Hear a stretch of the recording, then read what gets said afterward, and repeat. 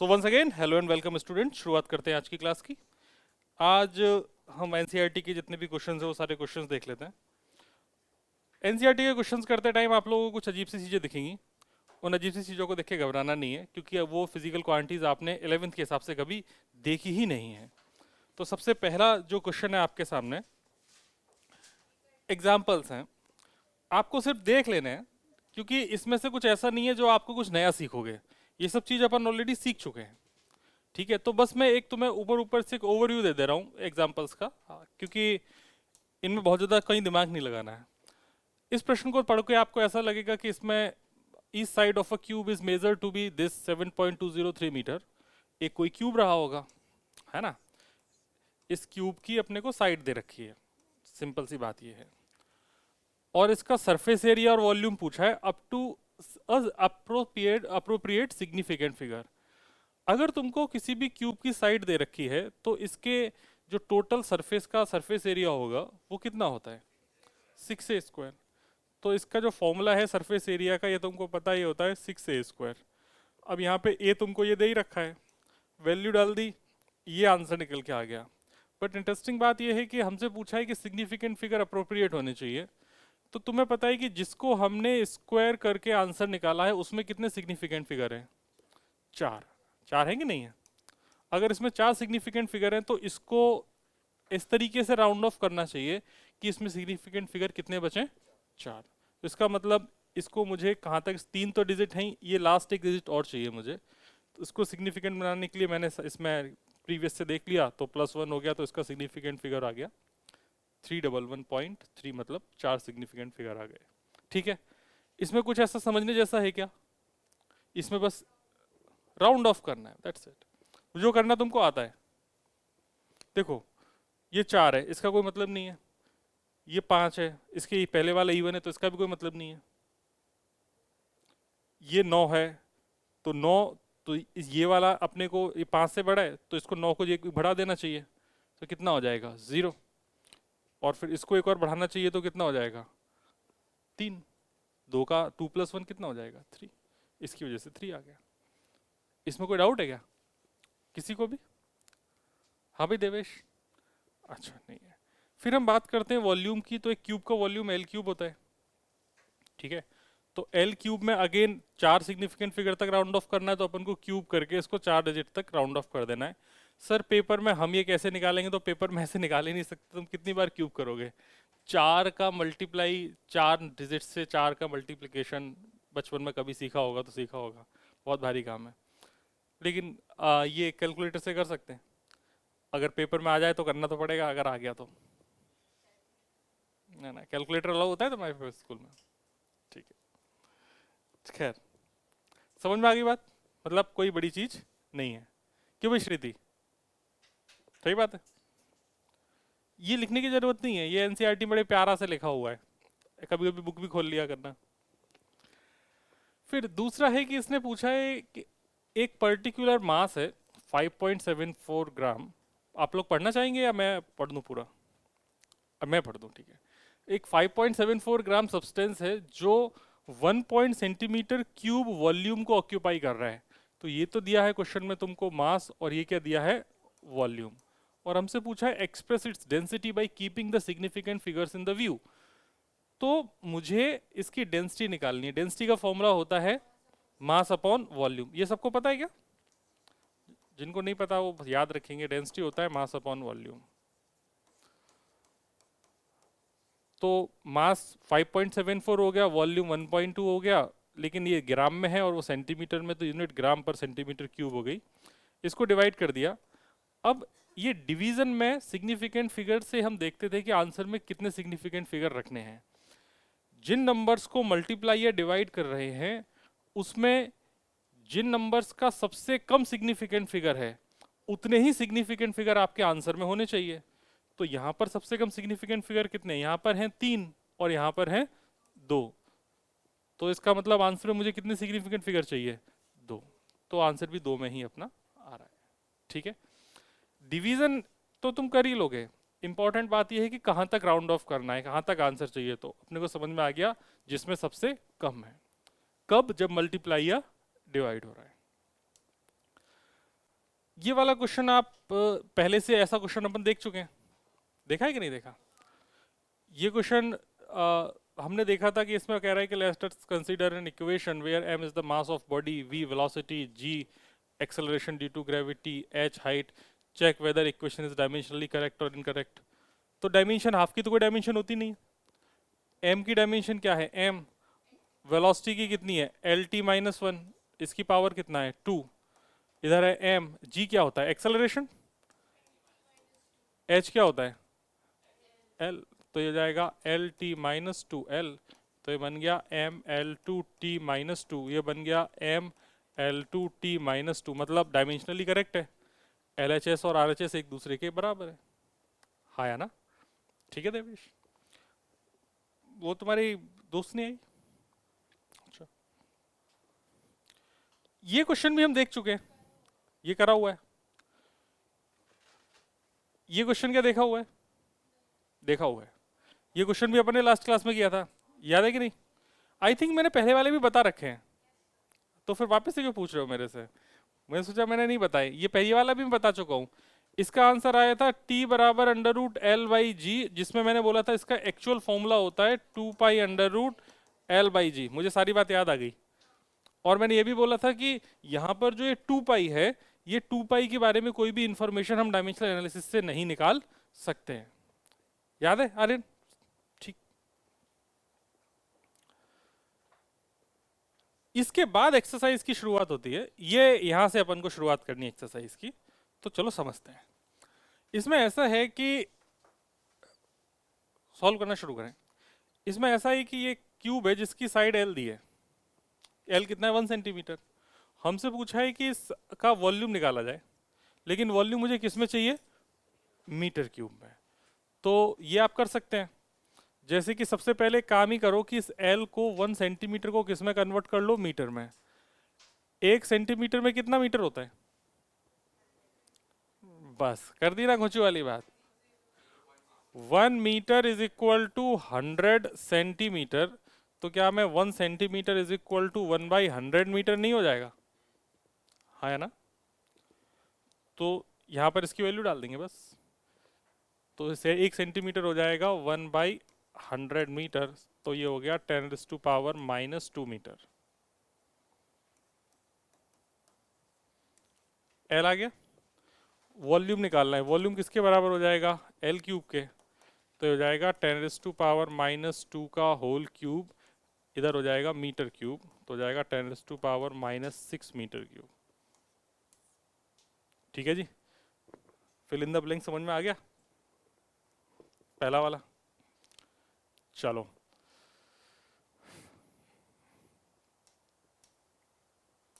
एक ही है, मतलब ये तो अभी पहला वाला हुआ। दूसरा क्या है, आप लोग लिखना चाहेंगे, इसे लिखते जाइए, सॉल्व करते जाइए। इसमें क्वेश्चन लिखने की जरूरत नहीं है, क्वेश्चन में बस ये डाल देना 1.1। क्वेश्चन तो तुम्हारे बुक में लिखे ही हुए, क्वेश्चन लिखने में टाइम वेस्ट नहीं करना है, उतने में अपन 2 क्वेश्चन एक्स्ट्रा कर लेंगे, है ना? 1.1 लिख के पहले वाले का आंसर लिख लेना सॉल्व करके। दूसरा वाला देखेंगे, इसका नामकरण कर देते हैं, पहला, दूसरा, तीसरा एंड चौथा। तो ये कौन सा वाला है, पहला। चलो भाई दूसरा देखें। एक सॉलिड सिलेंडर है, तो सॉलिड सिलेंडर आपने देखा ऐसा होता है, जिसकी रेडियस आर है, और ये वाली हाइट को अपन अगर एच बोलते थे, याद है? तो इसका सरफेस एरिया जो होता था, सरफेस एरिया होता था 2πr² प्लस 2πrh। नहीं समझे? कर्व्ड सरफेस एरिया तो 2πrh हो गया, और इधर उधर के जो ढक्कन है इनका भी तो एरिया होगा, तो इधर वाले का πr², इधर वाले का πr², तो टोटल कितना हो गया, समझ गए ना? तो उसने टोटल सरफेस एरिया की बात करी है, तो रेडियस भी दे रखी है, हाइट भी दे रखी है, लेकिन इसे आंसर किस में चाहिए, मिलीमीटर, एमएम में। अगर इसको आंसर एमएम में चाहिए, तो क्या मैं इसकी रेडियस को एमएम में कन्वर्ट कर लूं? रेडियस मुझे दे रखी है 2 सेंटीमीटर, 1 सेंटीमीटर में कितने एमएम होते हैं? सारी कन्वर्जन ये लिख देता हूं मैं, 1 सेंटीमीटर में कितने होते हैं?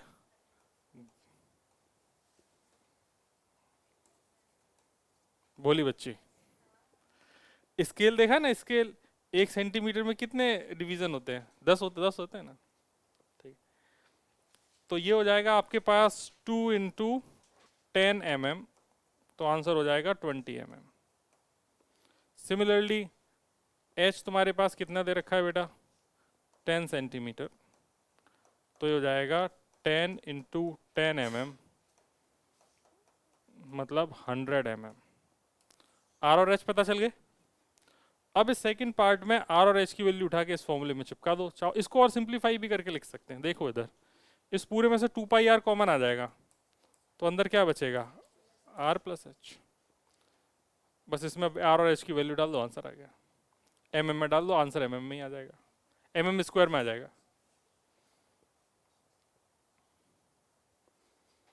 मैं सॉल्व करूं या आप कर रहे हैं? कर लेंगे, है ना, आसान है तो। कर लिया बच्चा? ठीक है। कैलकुलेशन से डरना नहीं कभी, फिजिक्स में कैलकुलेशन अच्छी चीज होती है।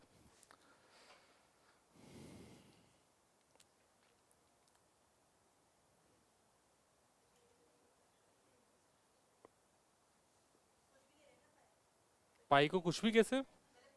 हाँ हाँ, वो कुछ भी ले लो। मैंने सोचा ऐसे कुछ भी लेने का मन कर रहा है।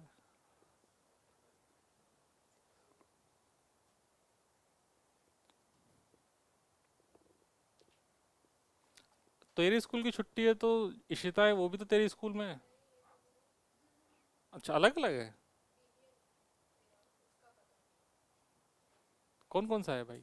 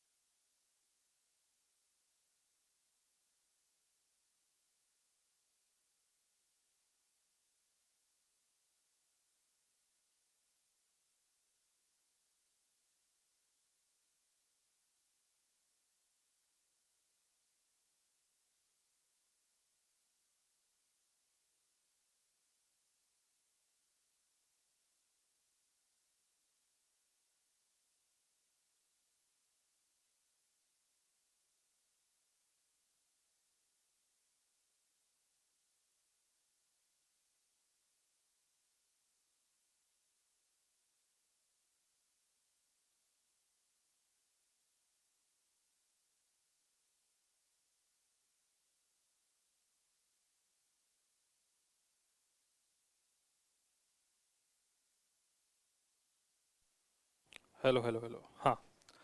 क्या आंसर आ रहा है? 15।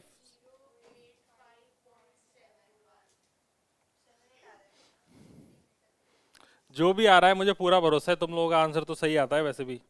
तुम सब तो अच्छे बच्चे हो, मैं ही गंदा बच्चा हूँ।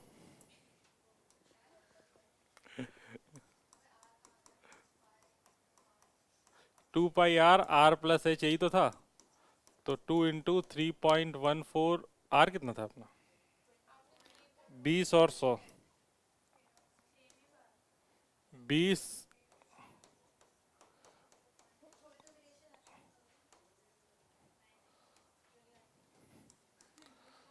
तो हो जाएगा 40 × 3.14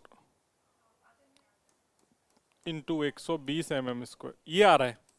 इसको सॉल्व कर ही लिया होगा तुमने, है ना? सॉल्व करके क्या आ रहा है, जरा आंसर बताओ।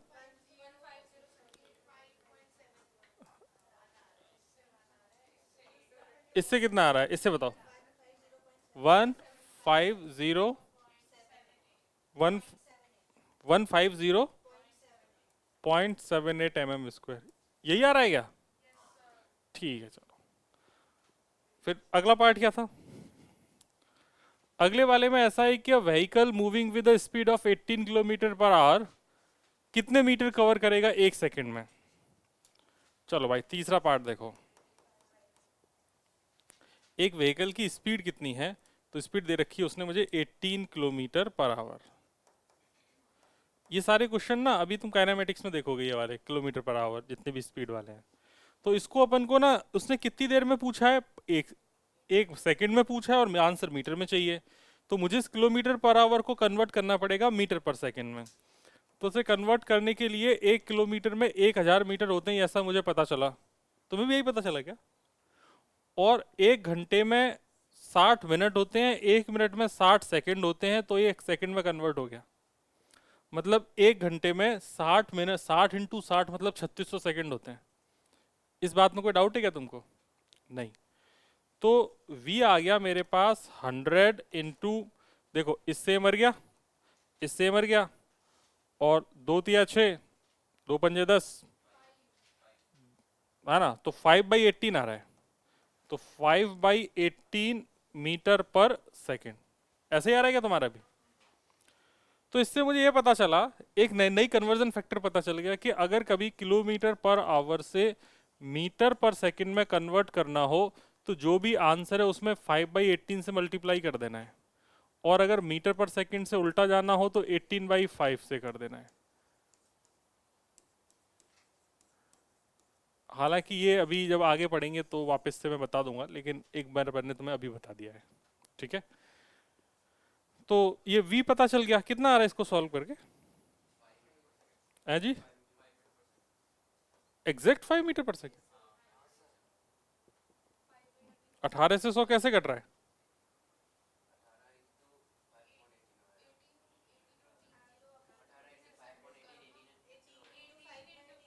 है जी,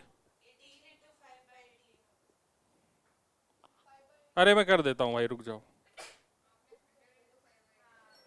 अच्छा ये कितना अच्छा ये 18 था, ओके मैंने 100 क्यों लिख रखा है, ये तो मेरी गलती है। मैं कह रहा ये कट कैसे गया 100 में से तो v हो गया 5 मीटर पर सेकेंड, इतना पता चल गया। अब उसने ये पूछा है कि 1 सेकंड में कितना मीटर जा रहा है, 5 मीटर। यही तो मतलब है ना इसका। इसको मैं कैसे पढ़ूंगा? In 1 second distance is equal to speed into time.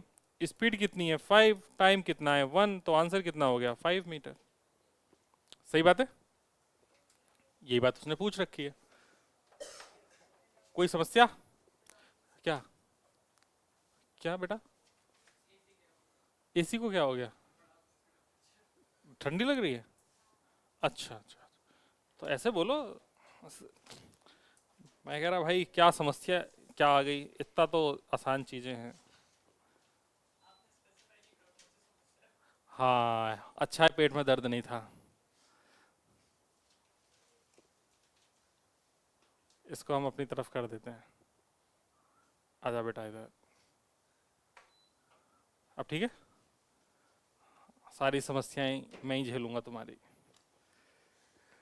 फिर इसके बाद इसने चौथे पार्ट में बात कर रखी है रिलेटिव डेंसिटी की। रिलेटिव डेंसिटी होता है density upon density of water. Density of substance लिख लो। ये भी एक्चुअली ये कौन सा चैप्टर है? जब आप लोग एक चैप्टर पढ़ेंगे प्रॉपर्टीज ऑफ मैटर, उस टाइम आप इसको देखेंगे, लेकिन अभी आपको इस पहले चैप्टर में देखनी पड़ रही हैं चीजें। इसने बोल रखा, हाँ फॉर्मूला है, relative density of lead is 11.3। तो इट्स डेंसिटी एक तो ग्राम पर सेंटीमीटर क्यूब में चाहिए, एक किलोग्राम मीटर पर क्यूब में चाहिए, तो अपन दोनों में बता देते हैं। तो देखो, तो इसका मतलब इसको मैं ऐसे लिख सकता हूँ, density of substance upon density of water, है ना? ये रो मतलब डेंसिटी से डिनोट करते हैं। तो डेंसिटी ऑफ सब्सटेंस, सब्सटेंस मतलब लेड है अपने पास, तो इसको लेड ही लिख देते हैं।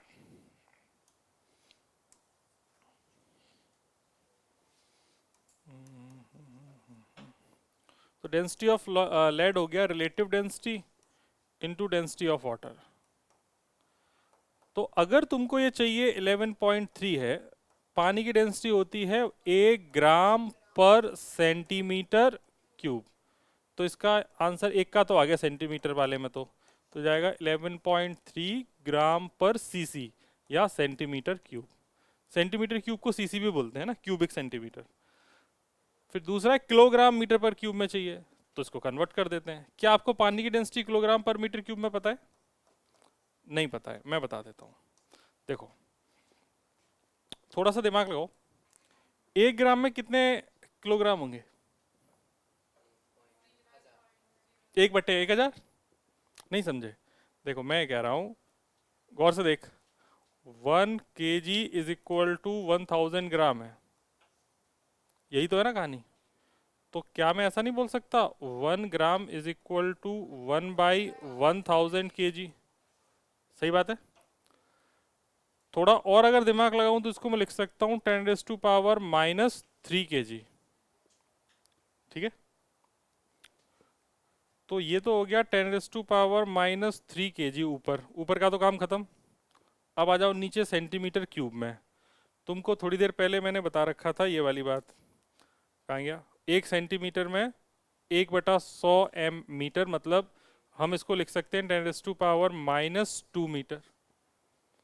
तो इसको यहाँ चिपका देंगे, तो ये हो जाएगा 10⁻² मीटर। लेकिन इस पूरे का क्या था? क्यूब था, पूरे का था, ध्यान रखना सेंटीमीटर का। तो मैंने सेंटीमीटर को तो कन्वर्ट किया है, 1 सेंटीमीटर में 10⁻² मीटर, और उसका कर दिया क्यूब। तो ये कितना हो गया? 11.3 इंटू 10⁻³ डिवाइडेड बाई 10⁻⁻6 kg पर मीटर क्यूब। इसको मैं डायरेक्टली लिख दूं सॉल्व करके यहाँ पे? ये हो जाएगा 11.3 इंटू 10⁻³ किलोग्राम पर मीटर क्यूब। ये कन्वर्जन फैक्टर हो गया। 10⁻⁻6 10⁻³ ऊपर जाएगा तो +6, 6 में से 3 जाएंगे तो 3 बचेंगे। हाँ भाई कोई डाउट? ईशान, ईशान तुम हो? ईशान कौन है? अरे नहीं, ये तो 11th, अच्छा ये तो अपनी 11th ही है ना। तुमने ही मैसेज किया था क्या कल? नहीं, क्या? तेरा तो नंबर सेव कर लिया था। एक्चुअली ईशान एक 11th में भी है, एक 12th में भी है। तो मैं कंफ्यूज हो गया, मुझे लगा ये वाला ईशान 12th के लेक्चर क्यों मांग रहा है। आप लोग छाप सकते हैं। तो ये कन्वर्जन में कोई प्रॉब्लम तो नहीं है ना? आसान है सब।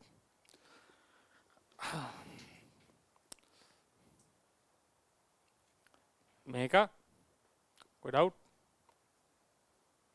पीछे मोहल्ले में अंतरजोत के पड़ोसी का नाम क्या है? शौर्य, शौर्य। तुम्हारा? तनिष्क, ठीक है, तेरा तो याद है वैसे, तनिष्क। पड़ोसी? दिशित, दिशित घोष। ये प्रांजल के पीछे वाला छुप के बैठा है जो, हाँ, सक्षम। और पड़ोसी इसका? तन्मय भट्ट। इसका नाम तो वेदांत है। एक सर्वज्ञ लड़का है, वाया नहीं। तू फोन क्यों चला रही है? अच्छा ठीक है, छाप लिया। कोई समस्या? आगे बढ़ते हैं। 1 मिनट के चक्कर में मत पड़ो।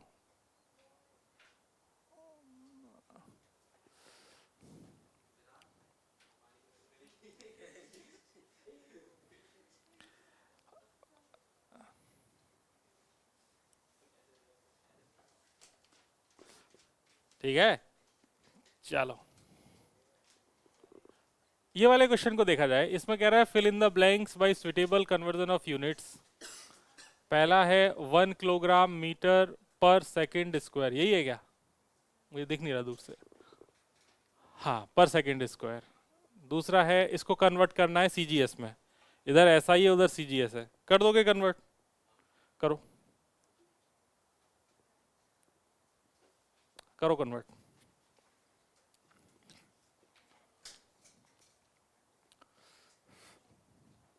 आप लोग उधर सॉल्व करो, मैं इधर कर रहा हूँ, देखते हैं किसका सही होता है। पहले वाला करो पहले।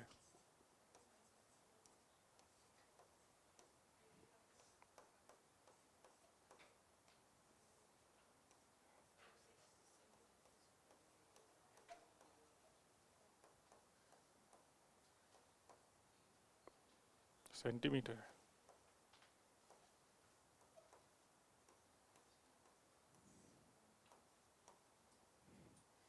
भाई सॉल्व हो गया अपना, तो तुम लोग बताओ क्या हाल है।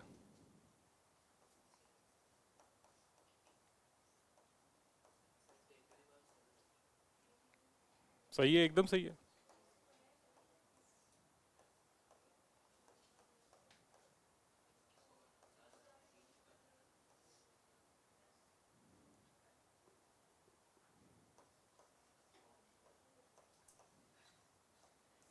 ये आ रहा है। देखो, किलोग्राम को तो ग्राम में कन्वर्ट कर लिया तो 1000 ग्राम हो गए, मीटर को सेंटीमीटर में डाल दिया तो 100 सेंटीमीटर हो गए, सेकंड सेकंड में ही रहेगा। तो ये तो 100 ग्राम को, 1000 ग्राम को 10⁻³ ग्राम लिख सकता हूँ। ये 10⁻² है, इसका स्क्वायर जाएगा तो 10⁻⁴ हो गया कि नहीं हो गया। तो 4 यहाँ से आया, 3 यहाँ से आएगा, तो 4 + 3 कितना हो गया, 7। तो 10⁻⁷ किलोग्राम सेंटीमीटर पर सेकंड स्क्वायर। ठीक है।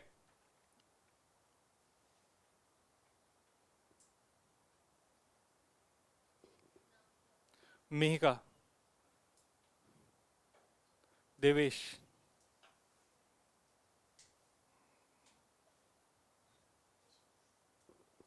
दिशित घोष। कौन से वाले का? इसका शौर्य। 1 नंबर काट लेना मेरा, ठीक है।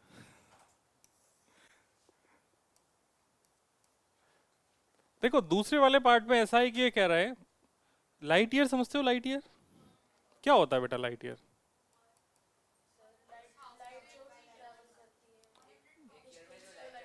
बहुत बढ़िया, डिस्टेंस ट्रेवल्ड बाय लाइट,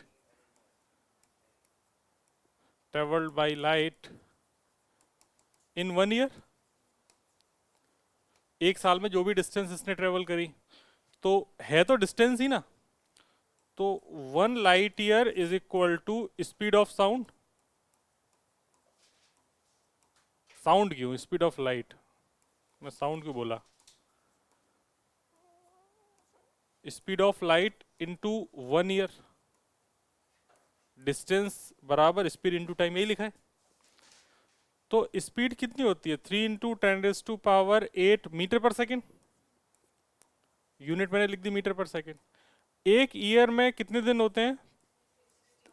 एक दिन में कितने घंटे? 24। एक घंटे में कितने मिनट? एक मिनट में कितने सेकंड? 60। आगे सेकंड सारे समझ गए? समझ गए ये बात? एक साल में कितने दिन? 365। एक दिन में कितने घंटे? 24। और एक घंटे में कितने मिनट? 60। और एक मिनट में कितने सेकंड? 60। तो ये सेकंड आ गए सारे। ये सेकंड से सेकंड कट गया, तुम्हारा आंसर किस में आ गया? मिनट में आ गया। इसे सॉल्व करके कुछ तो वैल्यू आएगी। सेकंड में आ गया, मीटर में आ गया, मिनट में नहीं, मीटर में आ गया। इसे सॉल्व करके कुछ तो वैल्यू आएगी, वो वैल्यू बताओ कितनी आती है? 9.46 इंटू 10⁻15 मीटर। अच्छा तुम्हें याद है क्या? तो यहां से कौन सी क्लास में याद की थी? 5 दिन पहले।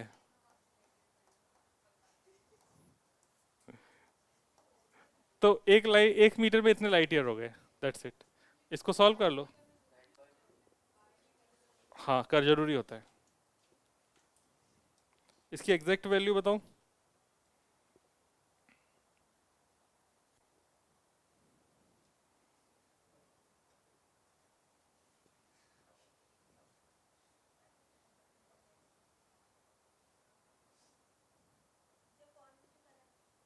क्योंकि मुझे एक मीटर में कितने लाइट ईयर ये जानना था। ये हो जाएगा 1.057 इंटू 10⁻⁻16। ठीक है जी, आसान है, कर दिया, इसमें क्या है। हो गए सारे? कोई बचा तो नहीं? अरे अभी तो 2 बचे हैं यार, मैं तो बैठ गया, ऐसा थोड़ी है। ये वाला तो फटाफट निपटा दोगे। इसमें ध्यान रखना इस बार एक्सेलरेशन है, स्क्वायर है, स्क्वायर मीटर पर सेकंड होता तो 5/18 सीधा कर देते, या 18/5 जरूरत के हिसाब से, लेकिन यहाँ पे मीटर पर सेकंड स्क्वायर है, तो अपने को पूरा सॉल्व करना पड़ेगा। सी वाला मैं कर देता हूँ छोटी सी जगह में, आपको दिखाई दे रहा है 3 है मीटर पर सेकंड स्क्वायर। तो इसको तुम ऐसे समझ सकते हो,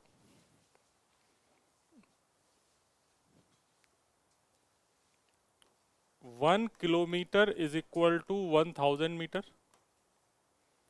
इसका मतलब 1 metre is equal to 10⁻³ kilometre. इसमें कोई प्रॉब्लम?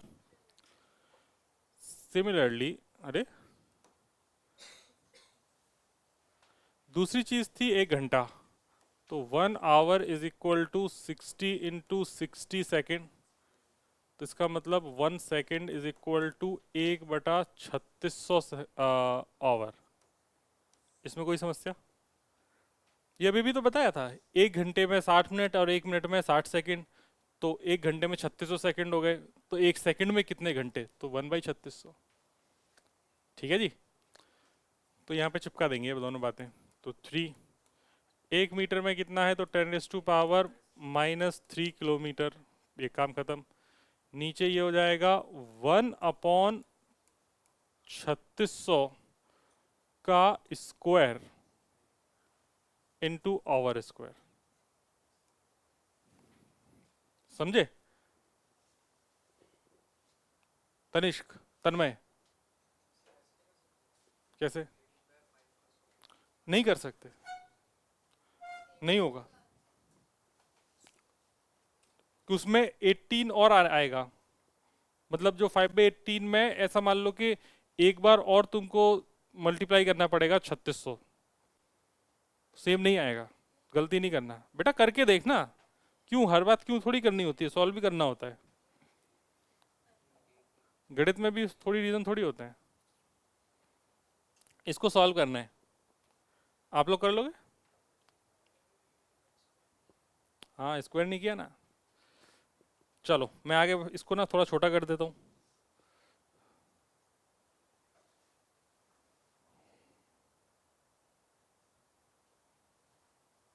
ये क्या पूरी दुनिया छोटी हो गई, यही नहीं छोटा हुआ? इससे छोटा होगा।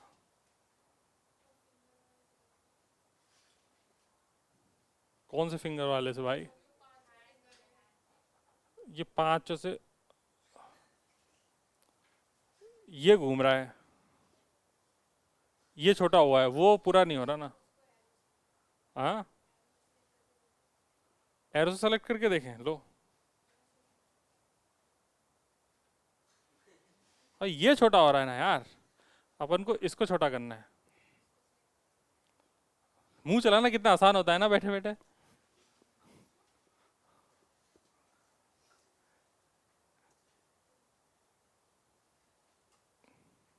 ये समझ में आ गया होगा, है ना? इसको सॉल्व कर लिया, इसको मैं सॉल्व कर देता हूँ। इसको सॉल्व करेंगे तो कितना हो जाएगा,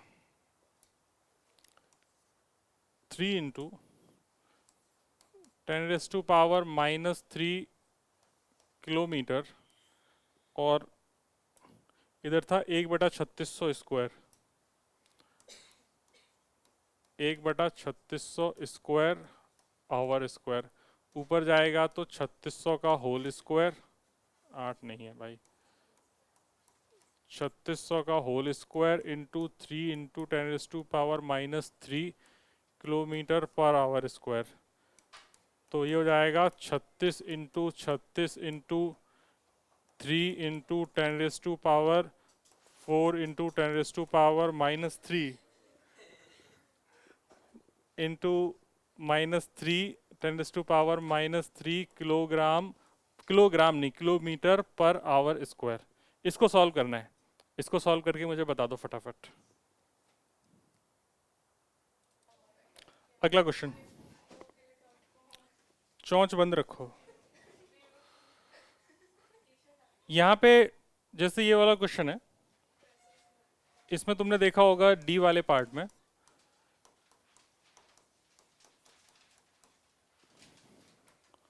10⁻⁻11 newton metre square per KG square, newton metre square per KG square. और इसको कन्वर्ट करना है अपने को एसआई में, ठीक है ना, सॉरी सीजीएस में। ये इसमें सेंटीमीटर क्यूब, हाँ अभी बता रहे हैं ना, 2 मिनट पेशेंस रखो, थोड़ा दिमाग खुलेगा।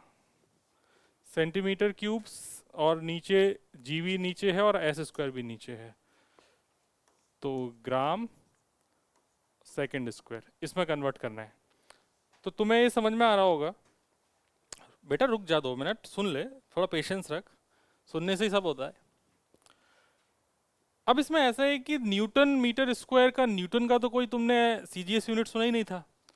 तो न्यूटन के लिए क्या करना है, पहले अपने को इसको कन्वर्ट, ये 1 न्यूटन का क्या मतलब समझते थे, तो 1 न्यूटन होता था 1 kg मीटर पर सेकेंड स्क्वायर। ये बात याद है, एम ए सिंपल यही तो लिखा है, न्यूटन 1 न्यूटन क्या, एफ बराबर एम ए। तो ये हो गया किलोग्राम मीटर पर सेकेंड स्क्वायर। न्यूटन की वैल्यू वहाँ चिपका देते हैं, तो कितना हो गया 6.67 इंटू 10⁻⁻11। ये हो जाएगा किलोग्राम मीटर पर सेकेंड स्क्वायर। इसके बाजू में मीटर स्क्वायर था, नीचे था किलोग्राम स्क्वायर। अब उड़ा दो सब, तो क्या क्या बच गया तुम्हारे पास, इधर मीटर क्यूब बच गया, नीचे बच गया किलोग्राम, और इधर सेकेंड स्क्वायर। अब समझ में आ रहा है क्यों इसने ऐसा दिया कन्वर्जन फैक्टर, समझे। ये जो यूनिट है ये प्यारी सी, ये अल्टीमेटली कन्वर्ट होके ये बनी कि नहीं बनी। अब इसको सीजीएस में कन्वर्ट करना है, काम खत्म। तो मेरे लिए जी हो गया 6.67 इंटू 10⁻⁻11। मीटर को डाल देंगे 10⁻⁻2 सेंटीमीटर। बताने की जरूरत नहीं है, याद है क्या, अरे याद है क्या, तो गुइया याद है, गलत याद है, 10⁻+2 है। -2 में भी हाँ बोल रहे हो। 1 centimetre is equal to 10⁻⁻2 metre था, 1 मीटर इज इक्वल टू कितना सेंटीमीटर था, 100 सेंटीमीटर। तो 10⁻+2 सेंटीमीटर होगा, इसमें कोई डाउट। ठीक है, केजी में कितना था, 10⁻3 ग्राम, 1 kg में 1000 ग्राम, और ये था सेकेंड स्क्वायर। हो गया भाई क्लियर। मतलब मैंने क्या किया है, 1 metre is equal to 100 centimetre, 1 kg is equal to 10⁻3 gram, ये दो बातें करी हैं मैंने।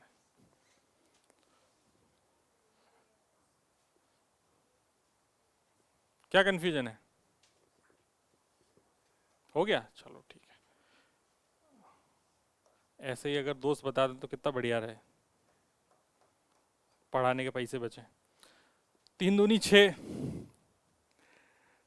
और नीचे कितना है 3, तो 6 में से 3 गए तो कितने बचे 3, और -11 और +3, यही तो बच गया। तो ये सॉल्व हो गया, कितना आ गया 6.67 इंटू 10⁻⁻8, है ना। किस में कन्वर्ट हो गया, सेंटीमीटर क्यूब पर ग्राम सेकंड स्क्वायर। हो गया सॉल्व, छाप लो।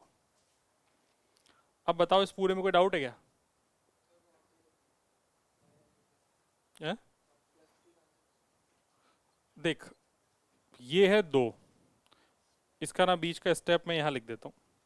ये है 10⁻2 का होल क्यूब, इधर हो जाएगा सेंटीमीटर क्यूब, नीचे 10⁻3, आगे तो पूरा ये पूरा कहानी है ये वाली। ये है ग्राम सेकेंड स्क्वायर, 3 दूनी 6, 6 में से 3 गए तो 3, ये बचा है। कहाँ पे बेटे, हाँ यहाँ पे किलोग्राम से किलोग्राम कट गया, ऐसा भी सोच सकते हैं, इससे कट गया जी। अच्छा अच्छा,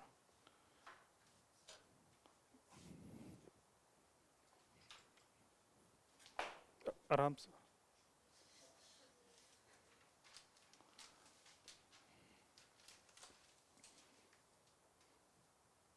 ठीक है जी, यहाँ तक कोई प्रॉब्लम। अभी तो एकदम इजी इजी बातें हो रही हैं सारी, एकदम सिंपल, कोई समस्या वाली बात है ही नहीं। आगे बढ़े, नहीं एक सेकेंड, चलो ठीक है भाई, एक सेकेंड ले लो तुम।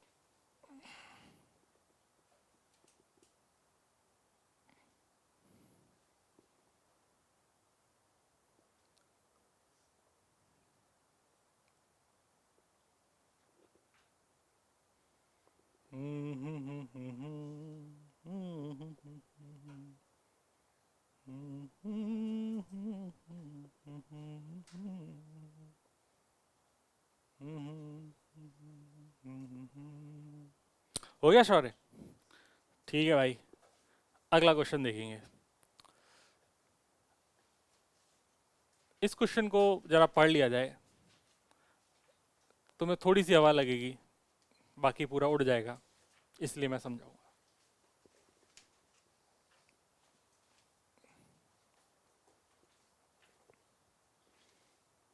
कैसा लग रहा है ईशान? हो जाएगा?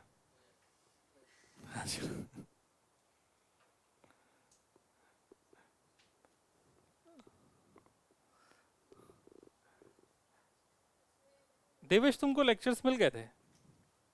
ठीक है।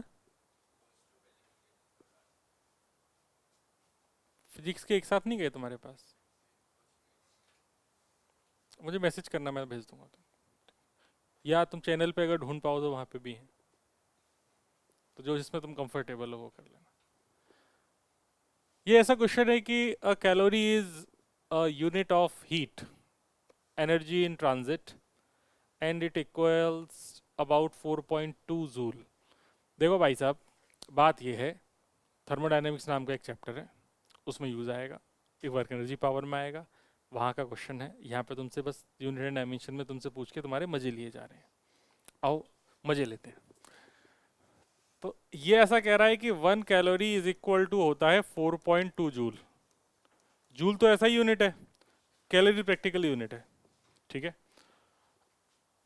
Where 1 joule is equal to, तो इसने बोल दिया ये है भैया 4.2 kilogram metre square per second square. हमने कहा ओके, कोई प्रॉब्लम की बात नहीं है। Suppose we employ new system of units in which unit of mass is equal to alpha के जी। मतलब जब नए सिस्टम में अपन ने नापा तो मास है अल्फा के जी, मास की यूनिट क्या है? अल्फा के जी, ठीक है। या ऐसा बोल सकता हूं मैं, 1 unit of mass is equal to alpha के जी। तो क्या मैं ऐसा नहीं बोल सकता 1 kg is equal to 1 upon alpha mass unit? यही तो बात है, सही बात है, नहीं समझी? नहीं, 1 मीटर में 100 सेंटीमीटर, तो 1 सेंटीमीटर में कितना? 1/100 सेंटीमीटर, यही तो कह रहे हैं। तो जैसे वही यूनिटरी मेथड है, ऐसा समझ ले, 100 सेंटीमीटर में 1 मीटर, तो 1 सेंटीमीटर में कितना? तो 1/100 मीटर, यही तो कह रहा हूँ। तो ऐसे ही मैं कह रहा हूँ कि अगर 1 mass unit is equal to alpha के जी है, तो 1 kg इज इक्वल टू 1/अल्फा मास यूनिट।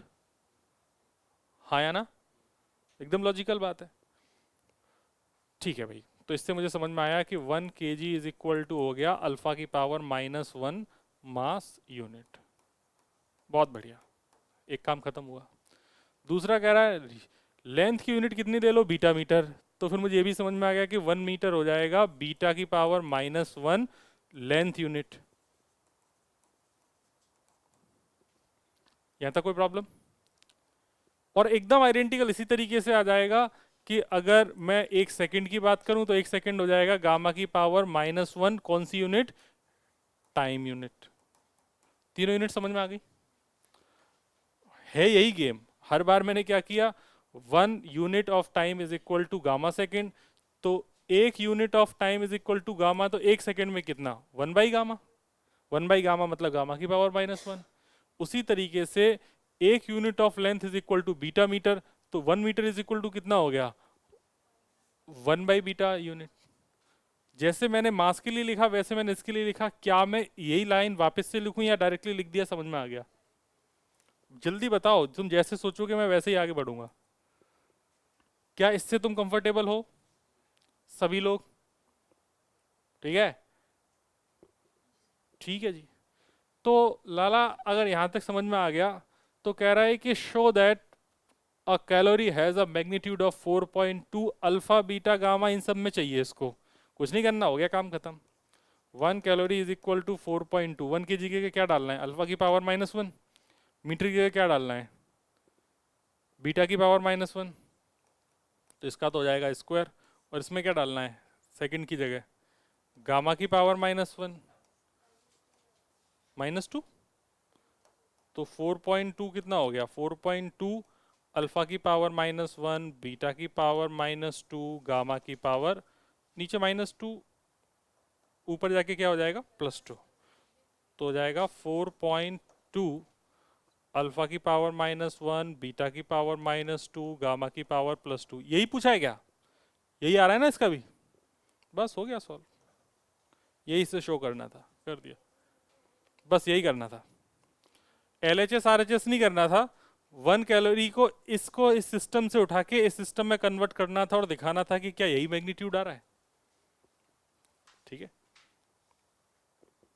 छाप लो फिर, ये छाप लिया, बराबर ही छाप लेते हो क्या, पहले कर लिया था, गुड।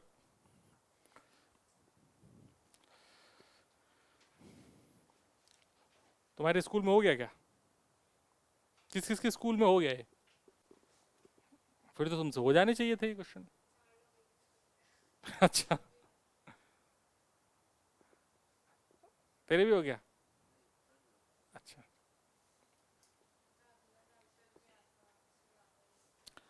रो मत, ऐसे नहीं करना है कि वो आ, कब है फ्राइडे, हाँ तो ठीक है ना, तब तक तुम्हारा आधा चैप्टर तो हो ही जाएगा।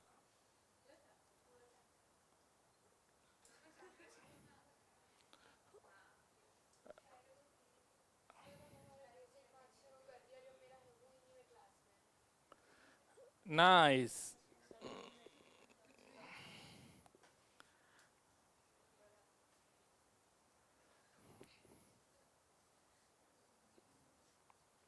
समस्या ये है कि स्कूल की भांति उड़ाया नहीं जा सकता है तुम्हें, वरना उतना ही समझ में आएगा जितना स्कूल में आ रहा है।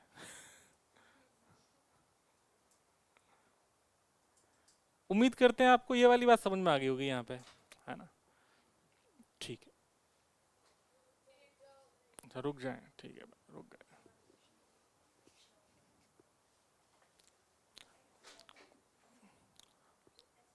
क्वेश्चन नंबर डाल दो, क्वेश्चन मत लिखो, क्वेश्चन ना तुम्हारे एनसीईआरटी में लिखा ही हुआ है, क्वेश्चन देखना हो तो उधर से देख लेना, है ना,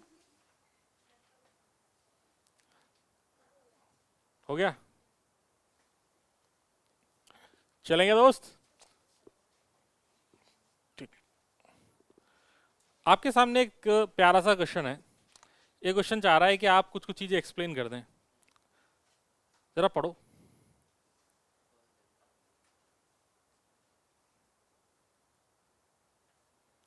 ये क्वेश्चन मेरे लिए नहीं, ये क्वेश्चन तुम्हारे लिए है।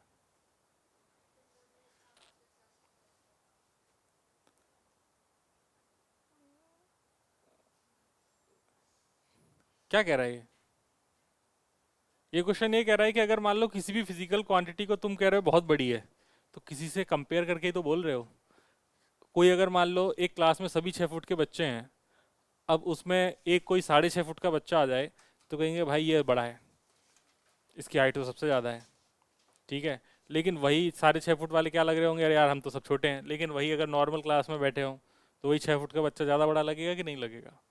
तो जब भी तुम बात कर रहे हो किसी की कि कोई बड़ा है या छोटा है, किसी के पास कोई वैल्यू कम है या कोई वैल्यू ज़्यादा है, तो किसी से कंपेयर करके किसी रेफरेंस में ही तो बात कर रहे हो। तो वो ऐसे ही कह रहा है कि अगर to call a dimensional quantity large और small is meaningless without specifying a standard of comparison.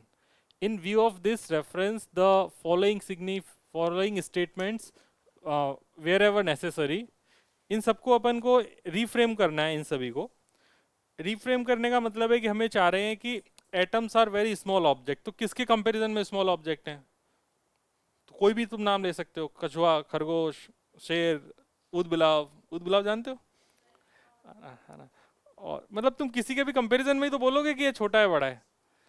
तो इस सेंटेंस को रिफ्रेम करना है, जैसे कह रहा है a jet plane moves with great speed, किसके कंपैरिजन में, साइकिल से बोल दो, साइकिल की स्पीड बहुत तेज चल रहा है, हाँ है ना। ऐसे ही कह रहे हैं कि mass of Jupiter is very large, किसके कंपैरिजन में?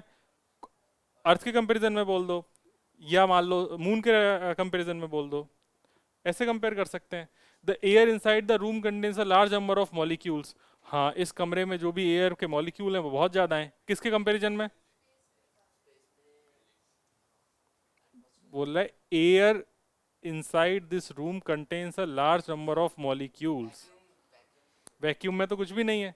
ऐसा बोल दो कि इसमें बहुत ज्यादा है, किसके कंपैरिजन में? एक छोटे से ग्लास या छोटे सा ऐसा क्लोज्ड कंटेनर ले लो, टिफिन बॉक्स बोल दो, है कि नहीं?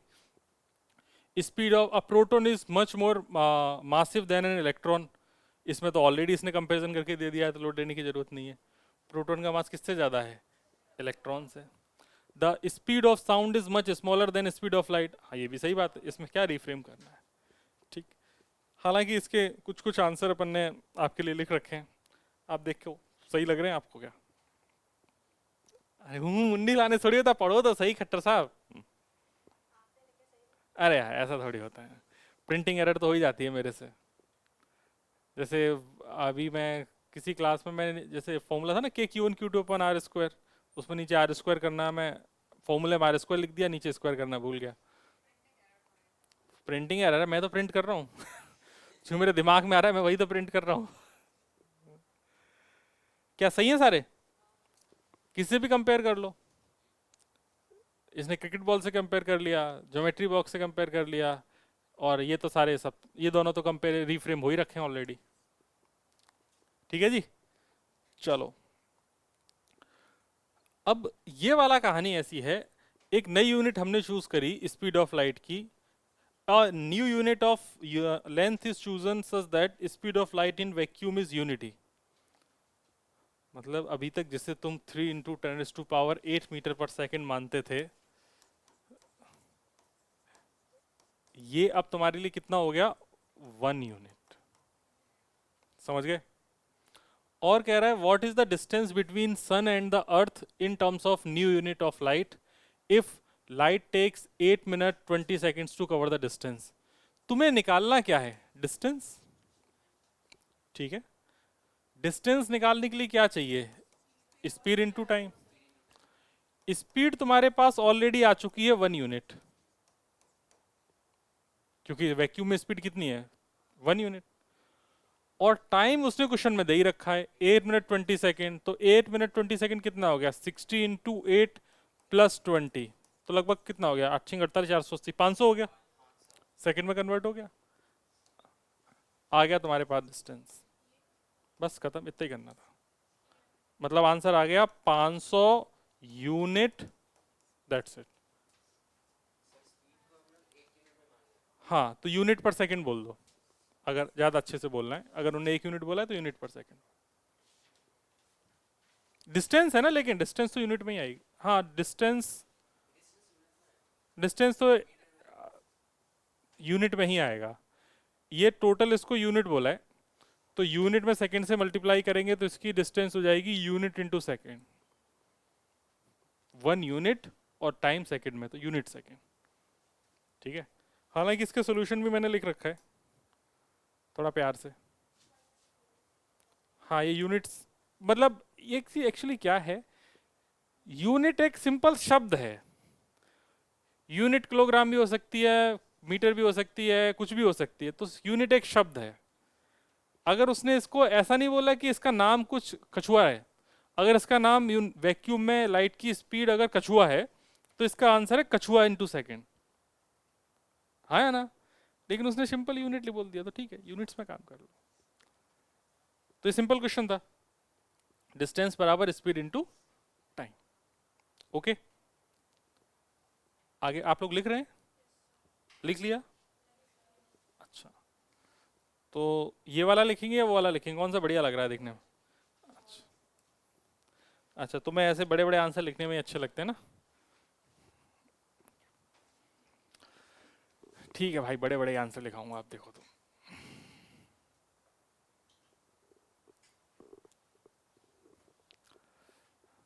जल्दी को जल्दी लिखो, ये तो सिंपल है, डिस्टेंस बराबर speed into time, that's it. इतना लिख लो, पूरा क्या लिखने की जरूरत है? और भाई सुदिति, क्या हो गया? नींद आ रही है? हाँ। कहीं कोई तेरे खाने में बेहोशी की दवा तो नहीं मिला रहा है? खाना कौन खिलाता है तुझको? हाँ, खाना कौन परोस के देता है?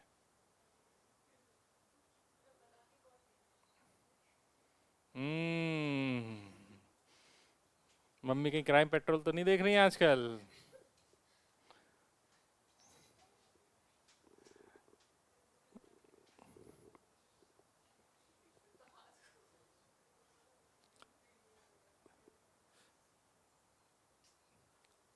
मेरे हिसाब से छाप लिया है। अगला क्वेश्चन देखते हैं। क्या क्यों? हाँ? ये ये क्वेश्चन अच्छा नहीं है? अरे अभी देखो, 2 मिनट में करता हूं मैं। तुम लोग कैसी बातें कर रहे हो, आसान क्वेश्चन है। कोई भी क्वेश्चन है कभी भी, एनसीईआरटी का कोई क्वेश्चन टफ नहीं है, ये भी तुम्हें बता दूं। एनसीईआरटी का कोई सा भी क्वेश्चन टफ नहीं है। जो भी तुम्हें टफ लगे मेरे पास ले आना, मैं उसे इजी कर दूंगा। ठीक है। ये क्या कह रहा है, which of the following is the most precise device for measuring length. इसमें कॉन्सेप्ट होता है कि ज्यादा प्रिसाइज कौन होगा, जिसका लीस्ट काउंट सबसे कम होगा वो उतना ही ज्यादा प्रिसाइज होगा। इसको याद रख लो, जिसका लीस्ट काउंट सबसे कम होगा वही सबसे ज्यादा प्रिसाइज होगा। इस बात को मैंने लिखा रखा है वैसे यहाँ पे। The device having minimum least count is the more accurate. ठीक है जी। तो मुझे क्या चाहिए कि मेरे पास ये 3 चीजें हैं, इन तीनों में जिसका लीस्ट काउंट सबसे कम है वही मेरे लिए सबसे ज्यादा प्रिसाइज है। समझ गए बात?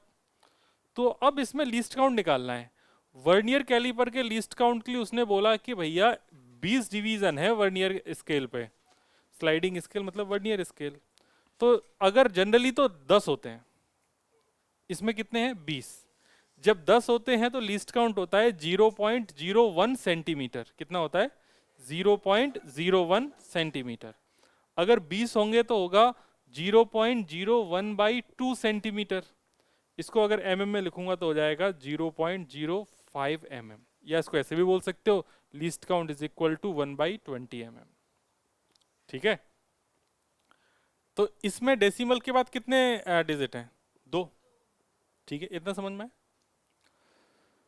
फिर उसके बाद लीस्ट काउंट सबसे, ये लीस्ट काउंट हमने निकाल लिया। अब देखो स्क्रू गॉज, स्क्रू गॉज की पिच दे रखी है, डिवीजन दे रखे हैं, तो pitch by division least count आ गया। तो इसका कितना है? 0.01 एम। इन दोनों में कौन छोटा है? तो ये वाला अपने लिए अभी तक सही है, हाँ है ना? अगर इससे भी छोटा मिल गया तो अपना काम हो जाएगा।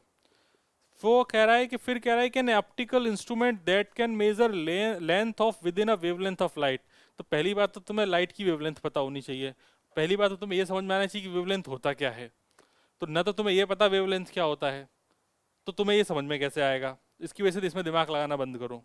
वेवलेंथ क्या होता है जब वेव पढ़ाएंगे तो उस वक्त बताएंगे, तब तक आराम से चिल मारो। ऐसा समझ लो, लाइट की जो वेवलेंथ है, जैसे लाइट अगर ऐसी वेव है, फिर एक बार तो समझा ही देते हैं। ठीक है।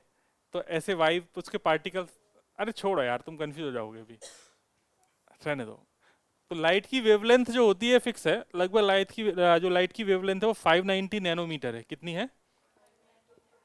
ठीक है, 590 नैनोमीटर। नैनो मतलब होता है 10⁻⁻⁹। तो 10⁻⁹ मीटर हो गया। तो ये बन गया, मीटर को मैंने एमएम में कन्वर्ट कर लिया, तो ये बन गया 590 टू 10⁻⁻12 एमएम। अब 5.9 इंटू 10⁻⁻10 एमएम, मैंने इसको बस सॉल्व करके डेसिमल लगा के ऐसे लिख दिया। इंटरेस्टिंग बात यह है कि एक ऐसा इंस्ट्रूमेंट जो लाइट की वेवलेंथ मेजर कर सकता है, तो उसका लीस्ट काउंट भी इसी ऑर्डर का होगा कि नहीं होगा? अब तुम्हारे पास 3 चीजें हो गई, 5.9 टू 10⁻⁻10, 0.05 mm, 0.01 mm, सारे mm में है। अब बताओ इनमें सबसे कम कौन सा है? सोचो सोचो, सबसे कम कौन सा है? तुम बहुत भोले हो। सबसे लास्ट वाला है ना। इसमें 10 की पावर कितनी है? मतलब 0.1 2 3 4 5 6 7 8 9 10। इसके बाद है भाई ऐसा। तो कौन सबसे कम हुआ? ये वाला। अगर ये सबसे कम है तो फिर इसका मतलब है कि लीस्ट काउंट इसका अगर सबसे कम है तो यही हमारे लिए सबसे बेस्ट है। इसलिए मैंने लिख रखा है the optical instrument having minimum least count among the all instruments listed, so the optical instrument is more precise. इन तीनों में से सबसे ज्यादा प्रिसाइज कौन सा हुआ? C option. चमक गई बात? तो हम ये चीज किससे गवर्न किए? लीस्ट काउंट से। जिसका लीस्ट काउंट सबसे कम वही सबसे ज्यादा प्रिसाइज। बस इतना सा याद रखना है। ओके, तो आप लोग इसमें से जो आपको ठीक लगे चीज वो लिख लीजिए। एक तो ये जो अंडरलाइन कर रखा है ये लिख लीजिए, और बाकी ये 3 पॉइंट लिख लीजिए। आपको इसमें ज्यादा कुछ याद नहीं रखना है। वेवलेंथ ऑफ लाइट चाहो तो आप डायरेक्टली भी लिख सकते हो। नहीं दूंगा, और दे दूंगा तो भी बना तो तू कर नहीं पाएगी। सॉल्व तो करना ही पड़ेगा। क्या मना या सॉल्व? हाँ बस ठीक। हाँ क्या बेटा? देखो 1 मीटर में 100 सेंटीमीटर, 1 मीटर में 100 सेंटीमीटर, 1 सेंटीमीटर में 10 mm, तो 1 metre is equal to 10⁻³ mm। तो यहां पर -9 था, और मुझे मीटर को mm में कन्वर्ट करना है ना। हाँ तो ये थोड़ी गलत है, यहाँ पे कैलकुलेशन एरर हुई है। ये 1 मीटर में 10⁻³ mm होगा ना, ठीक है? तो इसको mm में कन्वर्ट करेंगे तो ये -6 होगा। समझे? तो ये -6 होगा, ये गलत लिखा है। 590 नैनोमीटर में नैनो 10⁻⁹ हो गया। 1 मीटर में कितना होता है? 10⁻³ mm। तो -9 + 3 तो कितना हो गया? -6। तो mm में -6 होगा। और ये अगर 5.9 कर देंगे तो ये कितना हो जाएगा? -4 हो जाएगा। ठीक है, तो ये इस ऑर्डर का आएगा। तो भी इन सब में सबसे कम है। कुछ भी कर लो, कम तो रहेगा ही।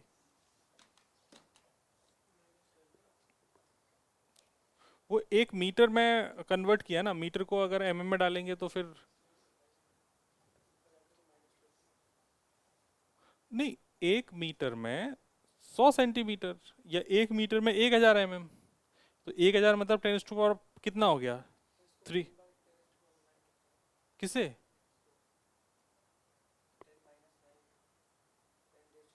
हाँ, इसको फिर 1/10⁻⁻⁹ लिखेगा ना, नीचे आएगा तो। अब ये मीटर हो गया। अब इसको तू कन्वर्ट करेगा तो 1/10⁻⁹ इंटू 10⁻³ mm। समझ गया ना? तो अब एक कटेगा तो 6 ही तो बचेगा। ठीक है जी।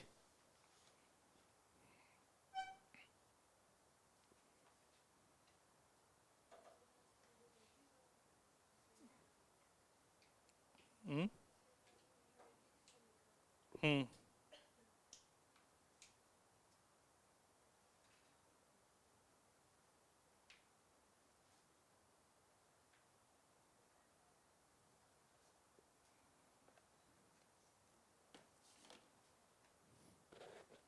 ठीक है जी।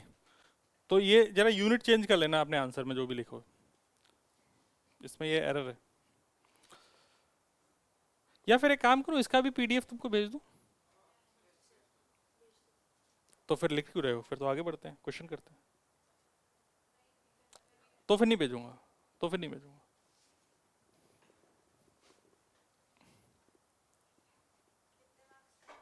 क्या? 25? बस 25 मार्क्स का है, 10 एमसीक्यू है। एमसीक्यू में तो क्यों मार देंगे सर? कोई बात नहीं, अगली बार नेगेटिव मार्किंग रख दूंगा। फिर देखता हूँ कैसे तुक्के मारते हो।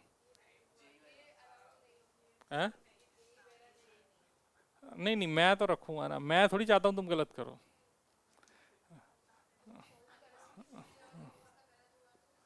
हैं? वो वो अपन ने एक चीज पढ़ी है ना, more you sweat less you bleed. सुना है ना? कहीं कहीं कहीं सुना है ना?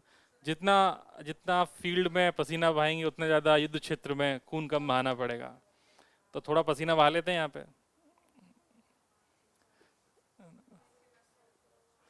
एसी बंद कर दें? अच्छा, तुम्हें पसीना नहीं बहाना है? अच्छा, चलो भाई, पसीना बहाते हैं। कौन है भाई, 1 मिनट। अच्छा भाई, सब कुछ नहीं लिखना दोस्त। अरे यार, तुम तो सारे चित्र मत छापो, बस मुद्दे की बात लिखो।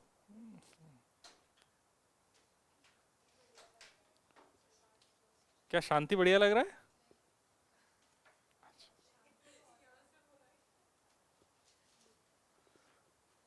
देख आ रहे हैं, देख देख ऐसे, देख ऐसे टच करते हैं, देख ऐसे आ जाता है। देखो भाई, अगला क्वेश्चन। अगला क्वेश्चन ये कह रहा है कि एक बच्चा है जिसने ह्यूमन हेयर, आदमी का ऐसे एक बाल तोड़ा से टिंग, और ऐसे तोड़ के ऐसे देखा। उसने माइक्रोस्कोप में देखा, ऐसा माइक्रोस्कोप जिसका मैग्निफिकेशन 100 है। फिर से तुम रोगे, सर मैग्निफिकेशन क्या होता है?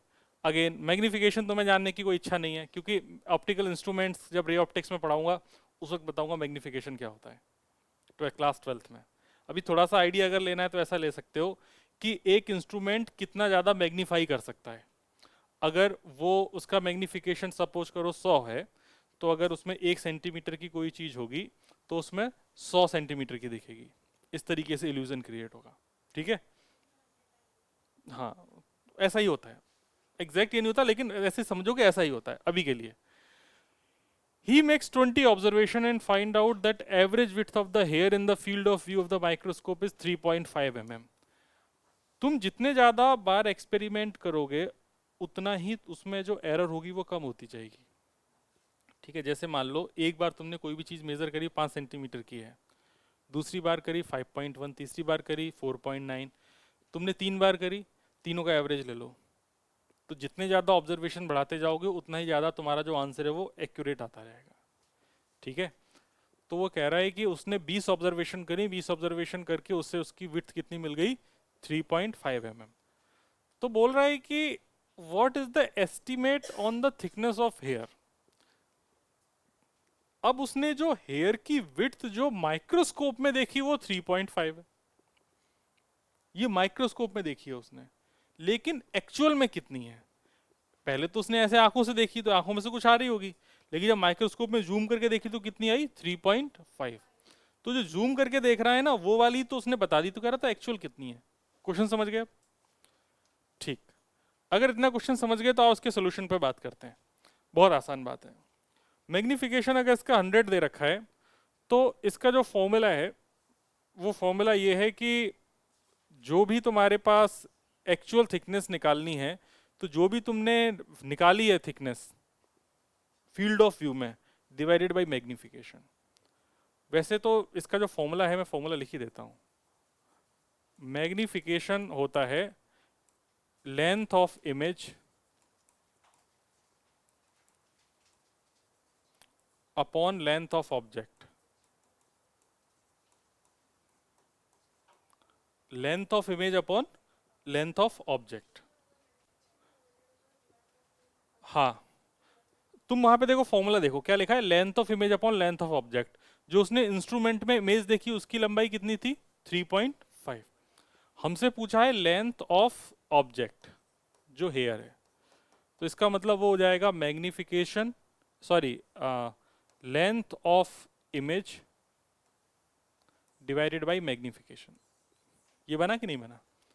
तो लेंथ ऑफ इमेज कितनी है? 3.5, एम कितना है? 100, तो आंसर हो गया 0.035 mm। ठीक है? ये एक्चुअल थिकनेस है, बिल्कुल ये वाली एक्चुअल थिकनेस। तो जो क्वेश्चन तुम्हें टफ लगता है ना वो बहुत इजी होता है। मैं अपनी बात पे आज भी कायम हूं। हाँ, क्या सोच लिया कि मैग्निफिकेशन क्या होता है? अच्छा अच्छा अच्छा। ऐसा सोचा होगा कि बाल इतना पतला मोटा तो हो नहीं सकता 3.5 के 100 मल्टीप्लाई हो जाए,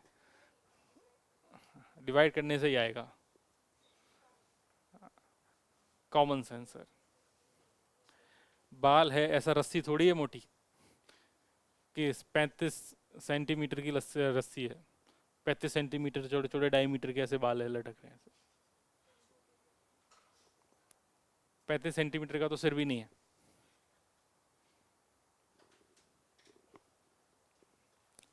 ठीक है जी, आगे बढ़े। किसका क्लास? मेरा क्या टाइम हो गया भाई, क्या पता।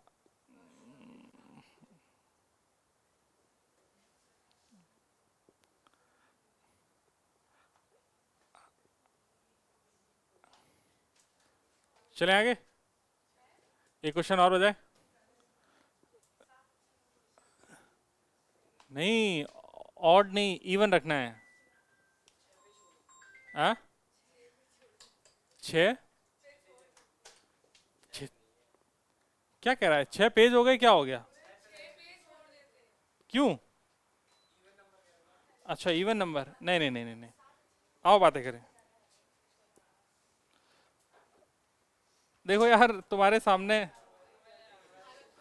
अच्छा हालत खराब हो गई क्या? तो सिंपल वाला क्वेश्चन देखिए, अब अच्छा लगेगा तुमको, है ना? अब ठीक लग रहा है ना? आओ बातें करें। आसान क्वेश्चन है, ऐसा कोई टफ थोड़ी है क्वेश्चन। तुम क्वेश्चन की लंबाई देख के ऐसे थक जाते हो। ऐसा कह रहा है कि यू आर, बंद कर यार इसे, एसी चला दी मैंने। थोड़ा आवाज कम हो, मैं सुनाऊं बोलूंगा तो तुम सब सुनोगे। You are given a thread and a metre scale, how will you estimate the diameter of the thread? तुम्हें एक पतली सी रस्सी दे दी गई है, और रस्सी देने के बाद ये बोला गया है कि इसका डायमीटर बताओ। तो किसी भी रस्सी का अगर तुम्हें डायमीटर निकालना है, रस्सी तुम्हारे पास है नहीं, है क्या? हाँ ला चार्जर दे।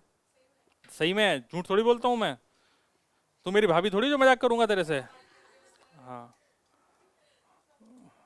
देख, जैसे अगर मान ले किसी भी रस्सी का डायमीटर चाहिए, तो ये रस्सी है जिसका डायमीटर निकालना है। इस रस्सी का डायमीटर निकालने के लिए इस रस्सी को ऐसे लपेट दिया जाए।